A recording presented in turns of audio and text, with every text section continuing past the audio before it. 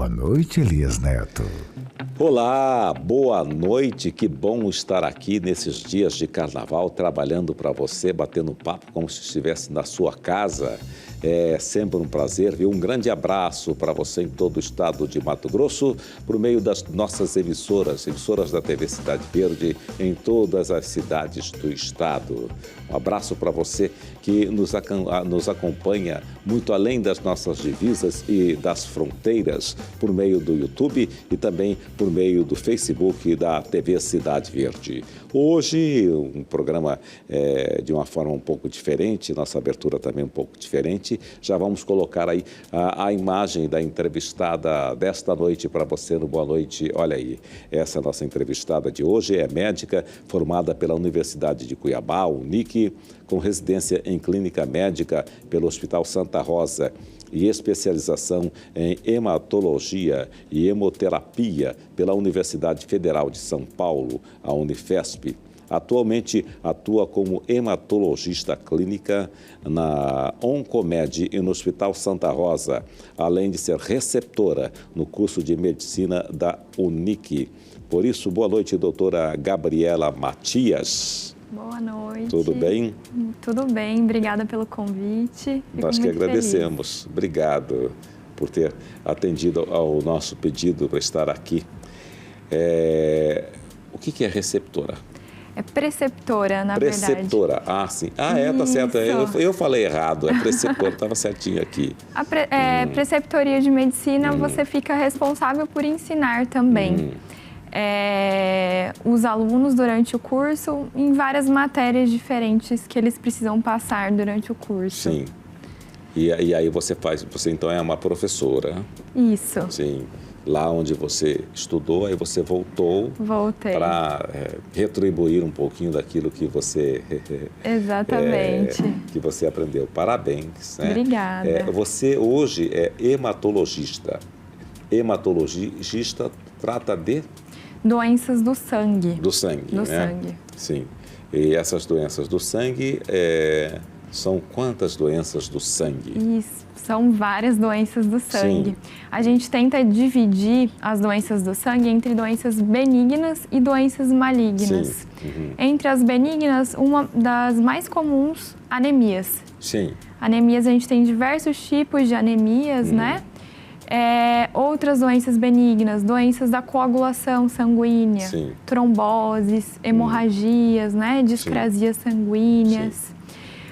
E dentro das malignas, a gente tem as leucemias, os linfomas, mielomas, Sim. os cânceres do sangue no geral. O que seria linfoma, mielomas? Linfoma é um tipo de câncer no sistema linfático. Sim. Que aumenta os linfonodos, que são as ínguas. Sim. E são doenças também que podem dar em qualquer idade. Sim. Mieloma múltiplo é um câncer do sangue que ele é mais comum em pessoas mais idosas. Sim. Ele é uma alteração numa célula de defesa do nosso sistema imune. Sim. E acaba cometendo os ossos, pode dar anemia e acometer os rins também. Sim. E por que nas pessoas com mais idade? A partir de que idade, por exemplo, que já tem que ficar prestando atenção? Geralmente, esse mieloma múltiplo, a partir dos 65 anos, é quando aumenta a incidência. Sim. Não tem fatores de risco muito bem definidos. Sim. São alterações genéticas que a pessoa desenvolve ao longo da vida. A principal coisa que a gente precisa se atentar é quando aparece uma anemia num paciente mais de idade, a gente sempre tem que investigar a causa e lembrar que esse mieloma pode ser uma causa. Sim, entendi. Pois é, mas aí a pessoa com mais de 65, a partir dos 65 anos de idade, não tem a ver também, que às vezes a pessoa se aposenta e coisa e tal, aí chega nessa idade, ela, não sei se eu posso dizer assim, mas ela toma uma decisão de não se movimentar mais. Isso facilita. A pessoa fala, não, vou para casa, tem aquela conversa que eu acho uma bobagem, a pessoa se aposenta e fala, agora vai ficar com a família. Mas e antes, não tinha família na vida? Verdade. A pessoa não quer mais cuidar da própria saúde, da própria né? saúde, tudo isso. Tem a ver também com isso? Olha, Não sei se relativamente, se tem uma relação direta. Acredito que não. Tem mais a ver com as nossas células irem envelhecendo. Sim. Que isso é um processo normal de todo indivíduo, né?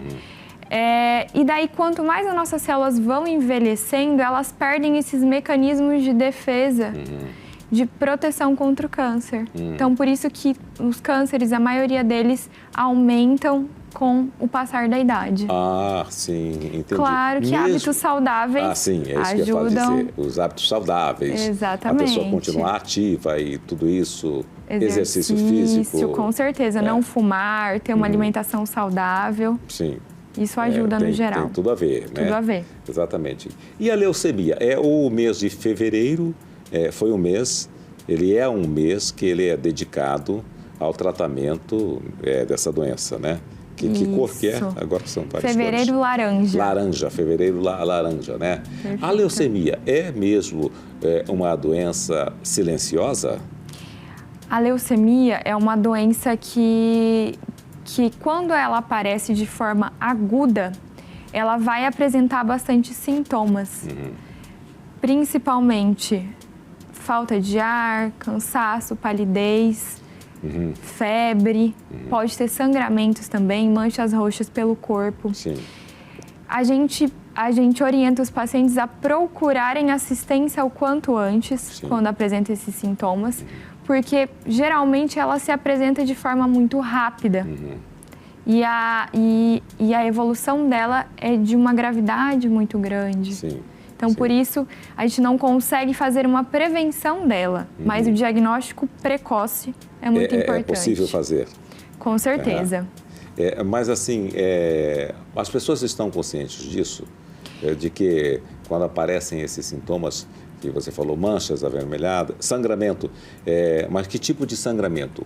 Sangramento pode ser na urina, sangramento nas fezes, sangramento no nariz, sangramento na gengiva, quando vai escovar os dentes, manchas roxas pelo corpo. Eu sempre falo para os pacientes, é normal a gente ter uma mancha roxa quando a gente bate numa quina, alguma coisa. Mas a mancha roxa que começa a aparecer no corpo todo, sem a gente ter batido, sem nada, chama atenção. Sim, mas elas não aparecem assim gradativamente? Aparece uma, aí depois de um tempo aparece outra, ou não, de repente ela vem e meio que se instala? Na leucemia aguda, os sintomas são rápidos, coisa de 15 dias o paciente já começa a ficar bem debilitado pela doença. E daí é nesse tempo que a gente tem que agir. O nome em si parece dar a impressão de que leucemia, parece que é uma doença única, né? Não, mas ela tem várias divisões, né? Exatamente. E quais são essas divisões? São vários tipos de leucemia. A gente tenta dividir em dois grandes grupos, as crônicas e as agudas. Sim. Essas agudas que foram essas que eu falei dos sintomas de aparecimento rápido, que são de maior gravidade. Essas agudas a gente tem que tratar o quanto antes, tratar com quimioterapia. Às vezes precisa até de transplante de medula óssea. Sim. Já as crônicas, que aparecem mais nos pacientes também idosos, acima principalmente dos 65 anos, elas são de evolução mais lenta. Às vezes você descobre porque fez um exame de rotina e viu umas alterações no hemograma que são sugestivas.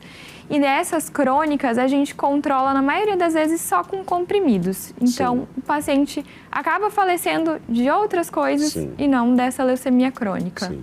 Mas a leucemia crônica, ela não teria cura? Ela vai ficar ali e tal, te incomodando e ela não tem uma cura, não tem como? Ela tem controle. Controle, Cura, a gente não fala em cura hoje em dia para leucemia crônica. Sim. Só que você tratando ela, você consegue ter uma qualidade de vida muito boa. Sim. Só precisa realmente usar a medicação e fazer o acompanhamento médico. Que aí tá tranquilo, né? Que daí você consegue levar uma vida normal. Tem. A leucemia, ela é também ou ela é genética? É genética. É genética ou é também genética? Ela é também genética. Outros fatores de risco a não ser os genéticos, que a gente pode implicar no desenvolvimento da doença. Exposição a produtos químicos, como solventes, Produtos que contenham benzeno, Sim. né? Indústria de plástico, metais pesados.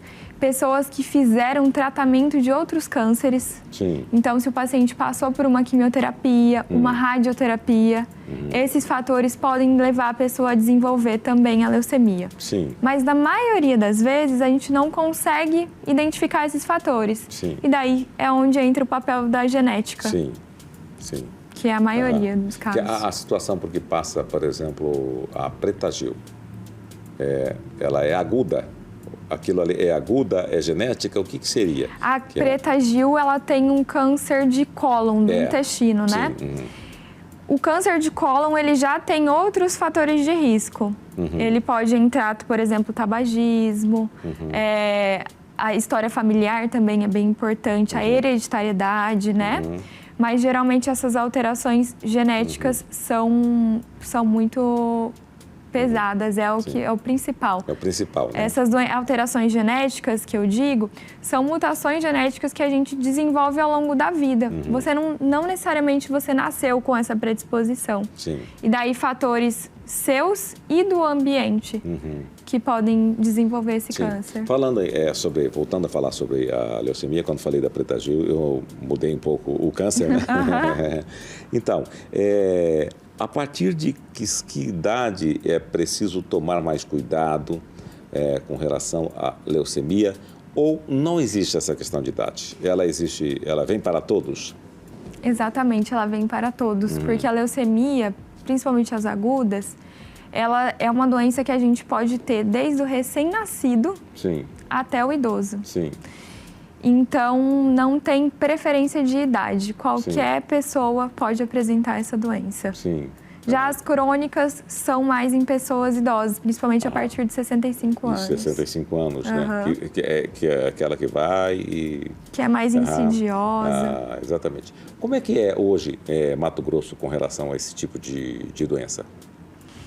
Então, em questão a atendimento e tratamento... a incidência. Incidência. Tem aumentado? Como que ocorre? Sim, a incidência nos últimos anos vem aumentando. Sim. A gente não sabe se a incidência em si aumentou ou se o número de notificações e diagnósticos que melhorou. E daí a gente acaba tendo um registro maior dessas doenças. Sim. Antigamente, muitas pessoas faleciam mesmo antes de ter o diagnóstico. Sim. Mas o que a gente associa também é o uso de agrotóxicos. Sim. Isso pode influenciar também o aumento da incidência. Da incidência?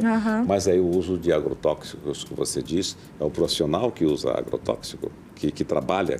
Sim, os trabalhadores, eles ficam muito mais expostos. Muito mais expostos, Com certeza. Porque o agrotóxico é muito usado nas plantações em Mato Grosso, né?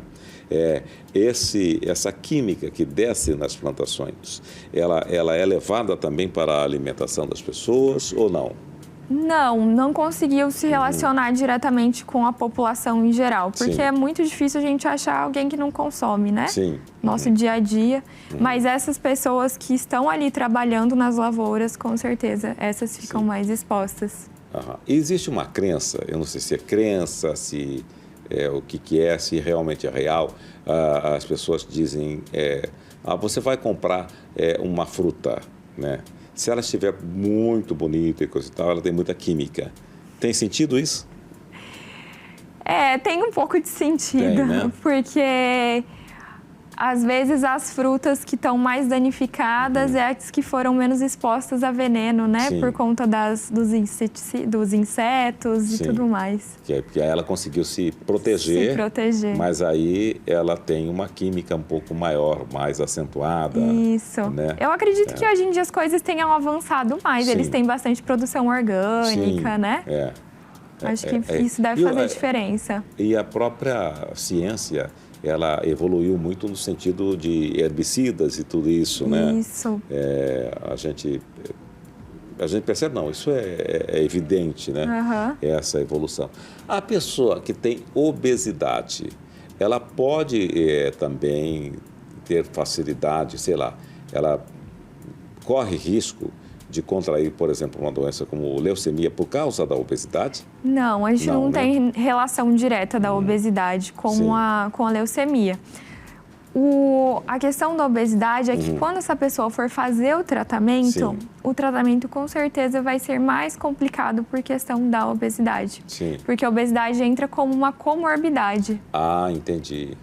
Então, o tratamento e o prognóstico não vai ser tão bom quanto numa pessoa que não tenha obesidade. E aí se torna super difícil, né? Porque se a pessoa percebe, ela tem que fazer o tratamento imediatamente, não tem como fazer o tratamento primeiro da obesidade ou coisa Exatamente. parecida, né? E aí, qual que é o procedimento nesse caso? Como é que o corpo médico deve agir? Quando um paciente recebe o diagnóstico da leucemia... E tem a comorbidade, essa ou outra comorbidade? Então, a gente sempre olha para escolher o tipo de tratamento para o perfil do paciente. Entendi. Principalmente para a idade. A idade, as próprias comorbidades, então a gente avalia a função do coração, a função dos rins, a função do fígado. Se tudo está funcionando bem, a gente pode propor para o paciente um tratamento que seja mais intensivo. Se o paciente tem alguma comorbidade ou se é muito idoso, a gente já não consegue usar um tratamento tão intensivo. E, às vezes, um tratamento mais leve, só que, ao mesmo tempo, com uma taxa de cura menor do que aquele intensivo. Sim. Hoje se fala bastante na humanização, né, da medicina e isso realmente é uma realidade. Como é que funciona o tratamento e para quê? Quando que é aplicado o tratamento paliativo? O tratamento paliativo, geralmente, a gente propõe quando o paciente ele tem mais chances de falecer por complicações relacionadas ao tratamento do que da própria doença. Então, a gente avalia. Será que eu vou fazer mais bem para esse paciente tratando ele ou deixando ele com cuidados de conforto, próximo à família? Então, a gente avalia as condições do paciente e a gravidade da doença. E, claro, o mais importante, a decisão do paciente. Porque é ele que escolhe se ele quer tratar, como ele quer tratar. Então, a decisão é do paciente. Então, por exemplo, vamos entender, acho que melhor, tal. Um paciente com 93 anos, ele está debilitado, tal. Se entrar com certo tratamento, se entrar com uma cirurgia, por exemplo, ele pode morrer na mesa de cirurgia. Na mesa de cirurgia. Então, aí, a opção da família e do paciente é que seja um tratamento, então, paliativo. Isso, exatamente. E assim, o tratamento paliativo não quer dizer que a gente não vai dar assistência, né?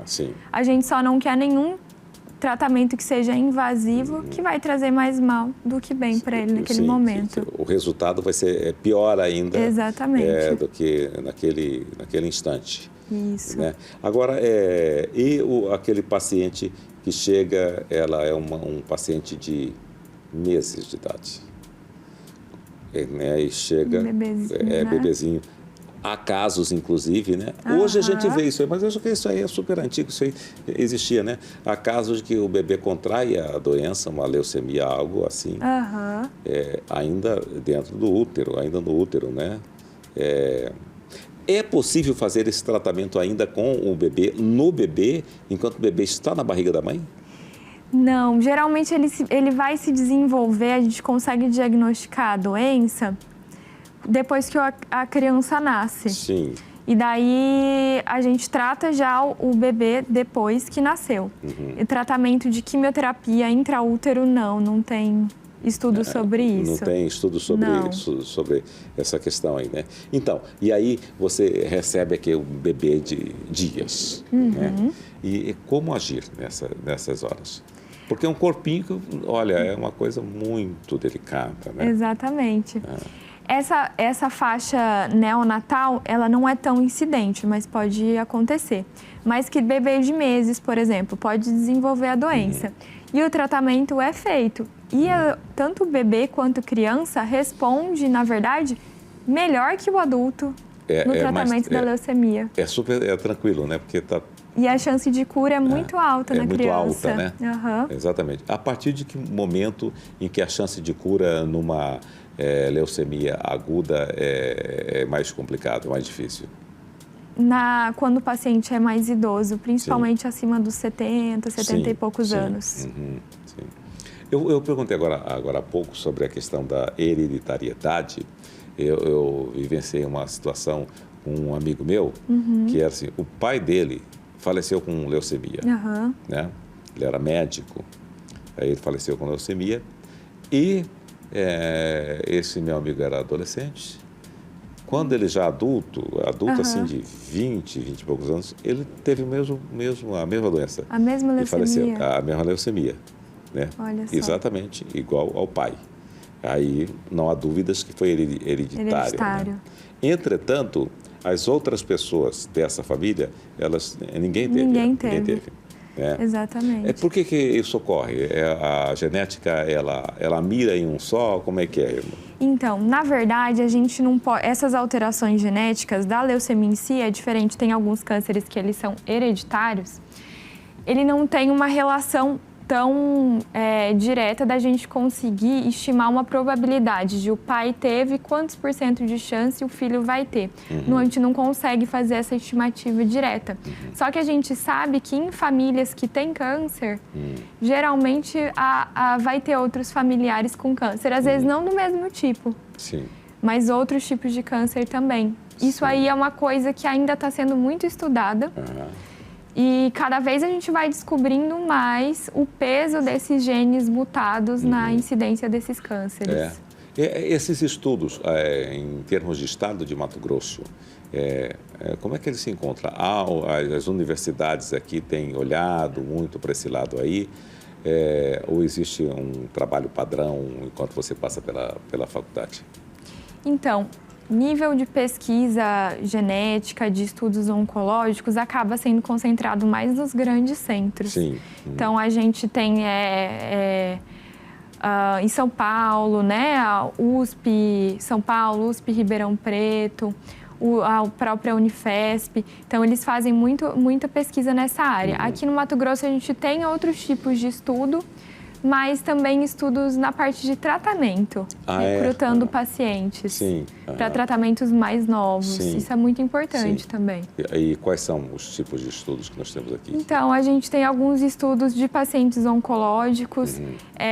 Há alguns anos atrás, aqui no Mato Grosso, também recrutaram para um tipo de tratamento de mieloma múltiplo. Então, isso é um avanço que teve no nosso estado. Explica para a gente, você falou um termo aí, mieloma múltiplo. Mieloma. Isso. O que vem a ser mieloma? Esse mieloma que é um outro tipo de câncer no sangue, que dá mais em pessoas mais idosas. E ele ocorre por uma alteração numa das nossas células de defesa, o plasmócito. Esse plasmócito, ele começa a produzir uma proteína normal, e essa proteína normal, ela vai se aumentando, essas células vão se multiplicando, acaba acometendo nossos ossos. Então, os ossos ficam fracos e pode ter fratura. Às vezes, o paciente descobre porque estava com uma dor nas costas, na coluna, que não melhora. Vai levando, não investiga e já estava com uma doença óssea. Outra questão que pode apresentar a anemia. Às vezes, a anemia é uma doença tão comum que as pessoas não levam também em consideração, deixam de investigar a causa. E outro sintoma também é a insuficiência renal. Pode começar essa proteína aumentada no sangue, ela começa a lesar o rim também. Essa forma de dizer, né? É benigna e maligna, a doença, né? Benigna seria aquela, não mata, mas na verdade uma anemia não mata. A anemia pode matar, sim. Né? A gente tem vários tipos de anemia que são graves. Né? Só que a anemia, até foi interessante falar sobre esse tema, porque a anemia, ela não vira uma leucemia, por exemplo. Né? Uma doença, então, que ela é benigna, na maioria das vezes ela não se transforma para maligna. Né? Mas a gente tem vários tipos de anemia que são graves e não necessariamente é um câncer. Sim. E quais são esses tipos de anemia? De anemia? A gente tem anemias genéticas, que a pessoa nasce com alterações. Essas genéticas podem ser alterações da própria pessoa, por exemplo, alterações na hemácia, que é a nossa célula vermelha, né, do sangue. Podem ser também anemias hereditárias, por exemplo, as talassemias, as anemias do Mediterrâneo, que famílias com descendentes italianos, portugueses podem carregar esse gene. A anemia falciforme, por exemplo, que é mais incidente na população de origem africana, mas que aqui no Brasil a gente tem bastante. Outras anemias que são por destruição das hemácias, outras anemias que são carenciais por falta de ferro, falta de vitamina, outras anemias que são por falta de produção adequada da medula óssea. Então, tem uma gama de causas aí para anemia. Sim. Eu já fiz reportagens com pessoas, tem até uma associação aqui, portadores de anemia falciforme. Isso. Essa é uma anemia bastante complicada. Ela pode levar à morte também? Também, pode sim. Ela é uma doença muito séria. Sim. Então, a criança com 6 meses de vida, ela já pode apresentar sintomas da doença. Ela forma um tipo de hemoglobina anormal, que não é tão eficiente quanto a nossa hemoglobina normal. E daí, por conta da doença, ela começa a ter várias complicações. Crises de dor, transtornos no desenvolvimento, no crescimento, infartos ósseos, pequenos infartos dos nossos órgãos, aumenta a chance de ter AVC. Então, é uma doença que requer um diagnóstico precoce para poder cuidar das complicações. Sim. E o tratamento, como é que se faz? O tratamento, ele se faz por acompanhamento médico, tentar evitar as complicações da doença. Algumas vezes pode precisar de transfusão sanguínea. E a gente usa uma medicação específica que começa a usar desde a infância para tentar prevenir essas complicações, que é a hidroxiureia. É um dos pilares do tratamento. Então, é uma doença que a pessoa, ela nasce com essa doença? Ela nasce, né? E aí... E essa é a herda dos pais. Herda dos pais. Exatamente. Mas os pais podem não ter? Na verdade, os pais, eles precisam ser carreadores do gene. Então, às vezes, o pai, ele tem um gene alterado, mas ele não apresenta a doença em si. A gente fala que ele tem o traço da doença. E esse traço, muitas vezes a pessoa nem sabe que tem, porque não dá sintoma nenhum. E daí, se o pai tem o traço e a mãe tem o traço também, daí já tem chance da criança ter a doença. Desenvolver a doença. E como é que ela é detectada? Como é que você vai lá e consegue detectar o traço da doença? Depois de 2001, o Ministério da Saúde fez uma mudança muito importante, que foi colocar o exame que diagnostica esse traço ou a doença no teste do pezinho. Sim. Então, o recém-nascido, se ele tem essa doença, se ele vai apresentar, a gente já consegue descobrir no teste do pezinho. Sim, e aí já entra com o recém-nascido, já com o medicamento, com o tratamento necessário? Daí ele já vai... a doença, ela começa a apresentar os sintomas depois dos 6 meses de vida. Por quê? Porque antes desses 6 meses, o recém-nascido ainda está com as hemácias e a hemoglobina que foi produzida intraútero. Sim. Depois desses 6 meses, ele começa a fazer a mudança e começa a produzir as próprias células, né? A própria hemoglobina. E daí, quando começam os sintomas. Mas a gente sabendo desde o começo, desde quando ele nasce, a gente já vai conseguir encaminhar esse paciente para um serviço de referência para dar todo o suporte necessário. Sim. Falando do adulto agora, o check-up, ele é indispensável em todas as idades? O check-up anual? A gente orienta principalmente depois dos 45 anos. O ideal é que todos façam uma avaliação médica anualmente. O hemograma, por exemplo, é um exame simples, de fácil acesso, que a gente consegue fazer na maioria dos pacientes e detectar as principais alterações do sangue. O o hemograma, ele vai, por exemplo, ele pode indicar que a pessoa está com uma leucemia? Sim. É o principal exame que vai fazer a gente suspeitar de leucemia. E ele é extremamente simples, né? Você vai lá, colhe o sangue, sai em alguns dias, pronto. Já está com... Na verdade, sai no mesmo dia. Em algumas dia, né? horas, a gente já tem o resultado. Sim, e em algumas horas já é possível perceber, então, né? Exatamente. E as pessoas fazem esse tipo de acompanhamento? Existe na cultura nossa de fazer esse tipo de acompanhamento? Todos os anos fazer uma série de exames? A gente ainda encontra muita gente que faz anos e anos que não vai no médico, que nem lembra qual foi a última vez que fez exame. Sim. Isso é muito comum. Sim. E isso é comum por quê? Você acha que é uma cultura? Ou é porque a pessoa não tem como fazer exames? Eu acho que na maioria das vezes é falta de acesso. Sim. Porque às vezes a maioria da população depende do SUS e às vezes o paciente, para ele ter que consultar, às vezes ele tem que faltar no trabalho, às vezes depende de uma outra pessoa para ajudá-lo a levar. E isso acaba a pessoa, se ela está se sentindo bem, acaba levando e não passando por avaliação médica por vários anos. Sim, existem as barreiras também, né? Exatamente. As barreiras que ocorrem, né? Mas quem que se preocupa mais? Está mudando essa história de que a mulher se preocupa mais com a saúde, o homem se preocupa menos, ou não? Eu gosto muito de ir ao médico, sabe? Eu vou muito ao médico, eu conheço muitos médicos. Às vezes, até que eu estou um pouco estressado, eu chego lá na antessala do médico, uma maravilha, a gente conversa de tudo, né? Faz um bate-papo mesmo, faz um né? bate-papo, faz um network, né? Com certeza, mas acho que ainda tem essa questão da mulher se preocupar mais, viu? Ainda tem? Tem, e ainda a maioria dos pacientes que acabam procurando a gente no consultório foi porque a mulher levou. Sim. Né? Às vezes vai contra a vontade, vai porque a mulher insistiu. Né? Isso é comum. Então vamos fazer um intervalo? Vamos. E daqui a pouco a gente volta falando sobre esse assunto muito interessante, que é a nossa saúde, né? Voltamos daqui a pouco com Boa Noite, Elias Neto, aqui pela TV Cidade Verde. Até já.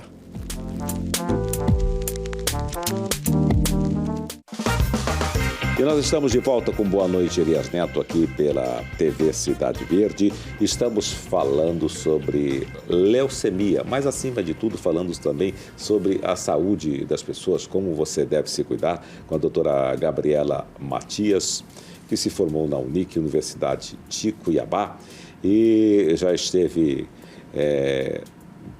com várias experiências desde 2016, né? Nós estamos falando daquela questão, né? Aquela cultura que é a mulher que leva e coisa e tal, né?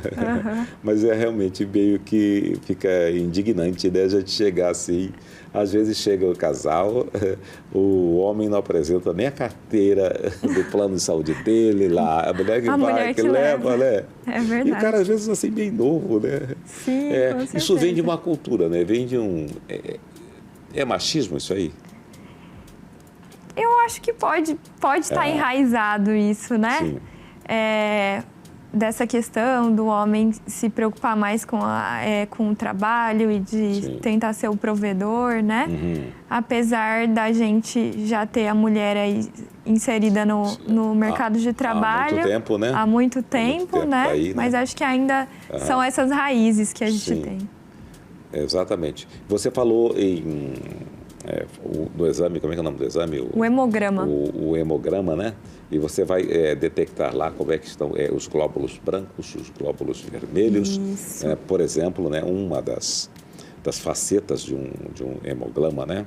Hemograma. Mas assim, eu te pergunto, qual deve ser o percentual de brancos e vermelhos no corpo da pessoa? Então, a gente tem... no nosso sangue, a gente tem a parte vermelha, a gente tem os glóbulos brancos e a gente tem o plasma, que é o líquido que envolve as proteínas, que é de maior volume. Sim. Então, a parte vermelha ela é maior do que a branca, só que esse plasma é o de maior quantidade. Sim. E qual que é, assim, o percentual, existe um percentual, você tem que estar com tantos por cento, o número Sim, tal, existe, a gente tem de tanto a tanto. A gente tem os valores de referência que a gente compara no hemograma para ver se essas células estão em número normais. Sim. Por exemplo, os leucócitos, que são essas células de defesa, o ideal é que eles estejam num valor de 4 a 10 mil, mais ou menos. Isso pode variar de acordo com a idade. Sexo também? Sexo. E também, se a mulher está gestante, também pode influenciar. Então, são várias coisas que a gente leva em consideração. Sim. Mas quando você tem aí os glóbulos vermelhos muito baixos, isso é um indicativo da leucemia? Sim. Por quê? Porque os glóbulos vermelhos baixos, eles podem estar evidenciando uma anemia. E a anemia é um dos sintomas da leucemia. Outras coisas que podem aparecer de alterado no hemograma na leucemia, os glóbulos brancos, esses leucócitos, que são as células de defesa. Eles podem estar tanto muito baixos quanto muito altos. Sim. E as plaquetas, que cuidam da nossa coagulação sanguínea. Sim. Geralmente elas estão baixas na leucemia. Mas a dengue também faz isso, né? Ela baixa a plaqueta, ela vai lá embaixo. Exatamente. Né? E isso também pode mascarar, você está com leucemia e a pessoa achar que é dengue ou não? Pode, acontece muito. Acontece Ah. muito.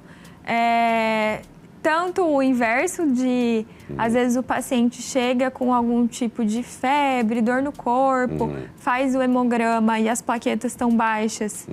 E daí pode-se pensar que seja alguma situação mais grave, como uma leucemia, e na verdade é uma dengue, ou ficar aí achando que é dengue, esperar melhorar os sintomas sozinhos e, na verdade, se tratar de uma leucemia. E aí só complica ainda mais, né? Exatamente. Porque a partir do momento que se percebe que é leucemia, tem que correr.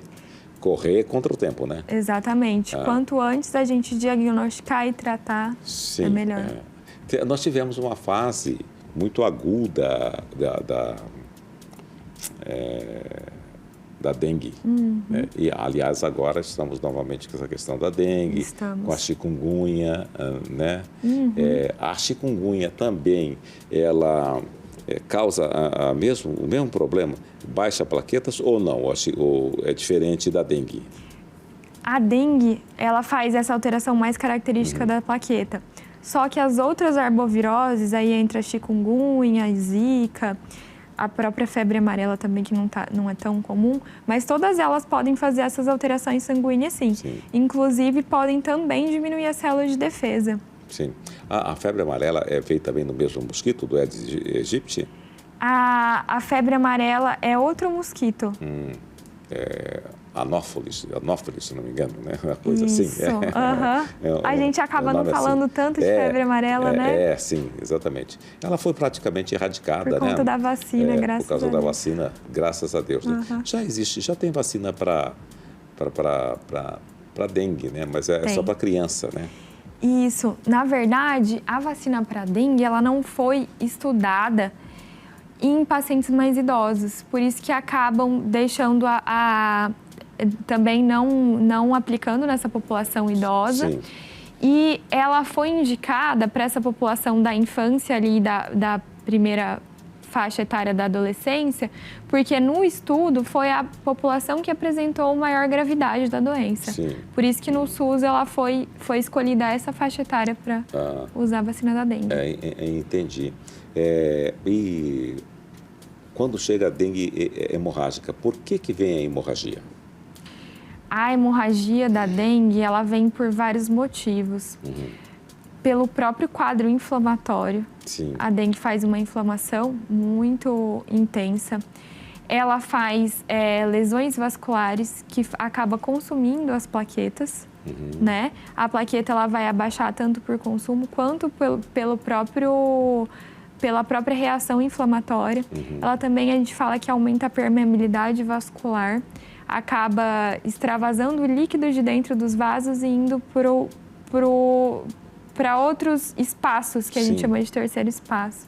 Por isso que muitas vezes pacientes com dengue grave ficam muito inchados. Sim. Né? Então, ela é uma doença nem toda a dengue é grave, mas que ela tem esse potencial de gravidade. Sim. Você passou pelo período aí da Covid. Da Covid. Como é que foi a sua experiência? A Covid foi um período muito intenso, né? Que a gente viu muita coisa, foi um período muito triste também, a gente perdeu muito paciente. E viu que era uma doença que ninguém conhecia. Sim. Então, muitas coisas a gente foi descobrindo Sim, durante com a evolução da doença. Graças a Deus, hoje a gente tem uma visão muito melhor e não estamos mais perdendo tantos pacientes como no começo da pandemia, né? Não se perde mais por causa da visão que melhorou? O tratamento já está mais fácil de aplicar o tratamento? Sim, o conhecimento, né, sobre o tratamento evoluiu muito. Sim. Então, foram os estudos que fizeram mesmo que a gente aprendeu a lidar com a doença. Sim, perfeitamente, né? Em Mato Grosso, eu, inclusive, participei de uma live justamente para os médicos que faleceram. Acho que 60 médicos, se não me engano, né? De Mato Grosso, né? Que faleceram e tal. Precisava angariar recursos para esse fim também, né? Enfim, foi uma situação extremamente complicadíssima, né? E aí veio uma polarização em cima de tudo isso, né? Que foi uma grande bobagem, né? Exatamente. E com isso as pessoas estavam morrendo, né? Agora, como é que está o tratamento do câncer em Mato Grosso? O tratamento do câncer, a gente tem, principalmente dos cânceres hematológicos. Sim. Aqui, quem faz da parte pública é o Hospital do Câncer. Sim. A gente tem outros locais que tratam câncer pelo SUS, mas os cânceres hematológicos, as leucemias, os linfomas, acabam sendo concentrados lá no Hospital do Câncer. Sim. E na parte privada, convênio, né? A gente tem já várias clínicas que são especializadas nisso e que a gente tem tratamento de ponta. Sim. Ah, que legal. E o Hospital de Câncer, ele também é uma referência? Ele é um hospital referência? Isso, ele é um hospital referência no estado e até para outras regiões também, né? Rondônia, acaba vindo paciente ali do Pará também. Sim. Mas nós recebemos, além desses estados, gente da Bolívia, por exemplo. Da Bolívia. Né? E o trabalho é muito bom, o trabalho no Hospital de Câncer, sim, né? muito bom e o fluxo de paciente muito grande, né? Muito grande, né? Consegue atender, será que consegue atender toda a demanda ou a coisa fica às vezes meio complicada? Olha, talvez se tivesse uma estrutura maior, o atendimento seria melhor, né? Melhor, como acho que em todo lugar. Acaba que pelo volume de pacientes ser muito grande, se tivesse uma estrutura e um investimento maior, talvez esses pacientes se beneficiariam mais. Mas mesmo assim, a estrutura hoje já é bem interessante, né? Sim, com certeza. Eu estive lá não faz muito tempo, fiquei impressionado. Eles tiveram uma reforma, né? Exatamente, grande. Fiquei impressionado com a estrutura. E no Brasil, saindo de Mato Grosso, qual a região, qual o estado que está mais preparado? São Paulo? São Paulo, com certeza. Eu acho que é onde acumula os maiores centros ali. Sim. Tanto de tratamento como de pesquisa, né? Então, essa parte de ensino e pesquisa é muito importante no tratamento de câncer. Sim, sim. Você estudou lá em São Paulo também, sim. Né? Como é que foi a sua passagem por lá? Você ficou quanto tempo? Eu fiquei 2 anos para fazer a formação em hematologia. Sim. E eu fiz residência num hospital muito grande, que é o Hospital São Paulo, da Unifesp, que é referência para várias especialidades e era referência em hematologia também. Tinha um serviço de transplante de medula bem estruturado, um serviço grande também. Então, foi um período assim, muito enriquecedor. Sim, sim. Para lá vão pessoas do mundo inteiro ou do Brasil inteiro? Do Brasil inteiro, do Brasil inteiro. E vai muitos pacientes da América Latina também. Sim, sim. E por ali passam muitos pesquisadores de renome internacional. Você teve contato com essas pessoas? Como é que foi? Sim, a gente tem bastante encontros, cursos, congressos. Então, em São Paulo, tem muita gente do mundo inteiro que vai dar aula, Sim. participar de eventos, isso é comum. Sim. E nesse período, você só estudou ou você também trabalhava ali em São Paulo, trocava essas experiências? Trabalhava também, eu trabalhava eu já tinha a formação de residência de clínica médica, também trabalhava. Apesar que a residência consome um tempo muito grande, Sim. é mais ou menos 80 horas semanais que a gente tem de carga horária da residência. E a gente acabava trabalhando mais no final de semana ou então no plantão noturno. E daí, nesses intervalos que eu trabalhava como clínica. Sim. Você fez residência, mas depois da residência, ano a ano, você continua fazendo as atualizações? Com certeza, muito importante. Essas atualizações são feitas onde? Você sai do país? Já teve essa experiência? Ainda não tive a experiência de sair do país, mas em várias cidades do Brasil que tem os cursos, isso é comum de acontecer. Sim. Tanto atualizações online, que hoje, depois da pandemia, cursos online, aulas online, a gente tem bastante, né? Sim. Então, isso são aulas semanais que a gente tem de atualização. Tem vários eventos. A gente acaba também indo em evento que fazem aqui em Cuiabá. Sim. Isso acontece com frequência. E as cidades que a gente acaba mais indo para atualização: São Paulo, Brasília, Rio de Janeiro, às vezes Curitiba, Belo Horizonte. Sim, certo. Em se tratando de universidade, a Unic, por exemplo, ela tem uma linha de trabalho nesse sentido, nessa linha em que você atua ou não? De pesquisa, sim. Na minha área, atualmente, não. Mas na UFMT tem, sim. Até tem uma colega minha que trabalha lá, que ela está fazendo um mestrado na área de hematologia. Sim. E daí está nessa área de pesquisa também. Mestrado aqui em Mato Grosso, na área de hematologia. Na UFMT. Na UFMT, né? Isso. Bacana, isso é muito legal. Muito legal, né? Por que você escolheu essa área? Então, essa área me despertou interesse mais durante a residência de clínica médica. Quando eu estava fazendo a residência de clínica médica, eu me interessei pela área de oncologia. E daí, no decorrer disso, eu conheci melhor a hematologia, vi que tinha uma gama de doenças que ainda eram... Aqui no Mato Grosso, tinha poucos especialistas na área.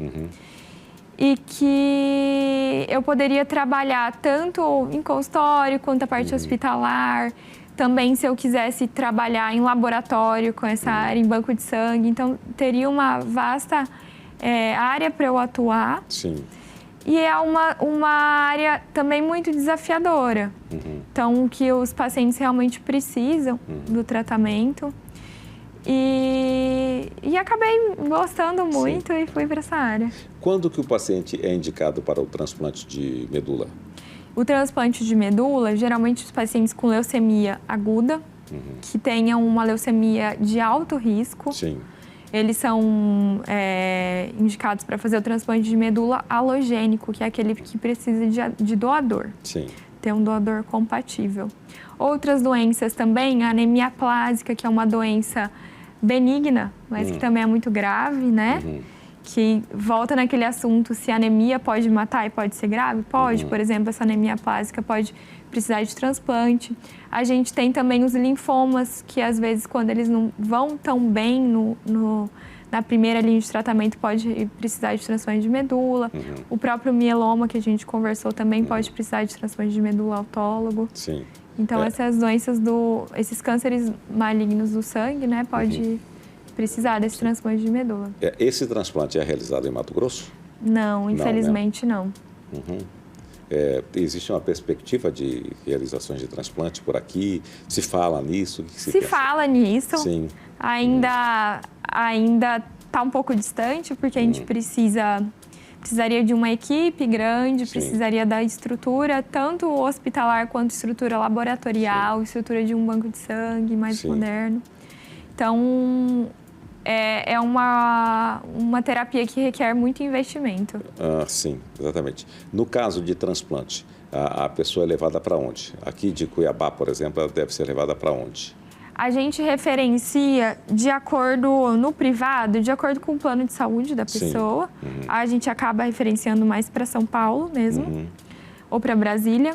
E no SUS, a referência aqui do estado é São José do Rio Preto, no hospital de base de lá. Então, a pessoa que é atendida pelo SUS, em Mato Grosso, no Brasil, e é detectada a leucemia, o tratamento é adequado?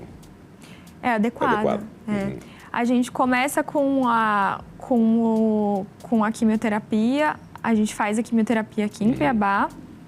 E daí, posteriormente, se a gente acha o doador compatível ou se tem algum familiar que seja doador, então esse paciente é encaminhado para fora do estado para realizar esse transplante de medula fora do estado. Sim. Muito obrigado pela sua presença aqui. Eu que agradeço. Trazer todo o seu conhecimento, você é uma jovem, né?